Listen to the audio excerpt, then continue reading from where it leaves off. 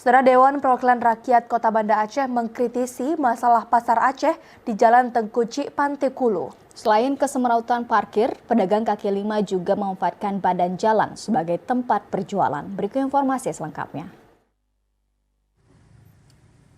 Kondisi tersebut membuat kemacetan dan wajar kalau pedagangnya pun juga tidak nyaman. Kritikan itu diungkapkan anggota DPRK Banda Aceh Daniel Abdul Wahab kepada TVRI kemarin. Ia pun menyesalkan atas kutipan retribusi dan jasa parkir yang dipungut oleh petugas kepada pedagang maupun pembeli. Menurutnya, pemerintah Kota Banda Aceh belum mengatur zonasi di mana pedagang boleh berjualan di Jalan Tengkucik, Pantai-Kulu.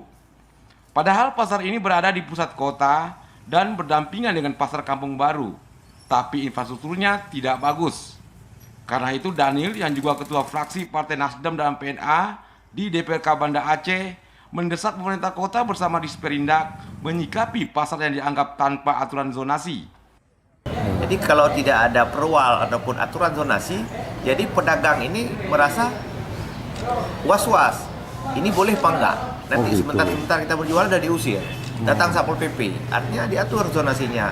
Di mana zonasi yang memang boleh berjualan ataupun pedagang melakukan perdagangannya yang tetap di mana, yang sesaat di mana, yang sebentar di mana, ataupun yang perharinya di mana. Jadi artinya ada zonasi khusus dan ada pengaturan-pengaturannya, misalnya Jalan Pantai-Kulu.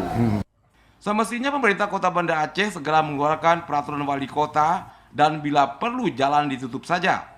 Sekarang ini pedagang menempati badan jalan juga sebagai lokasi parkir kendaraan bermotor. Makanya menjadi semrawut, kumuh, dan kemacetan arus lalu lintas semakin parah. Tim Liputan TVRI melaporkan.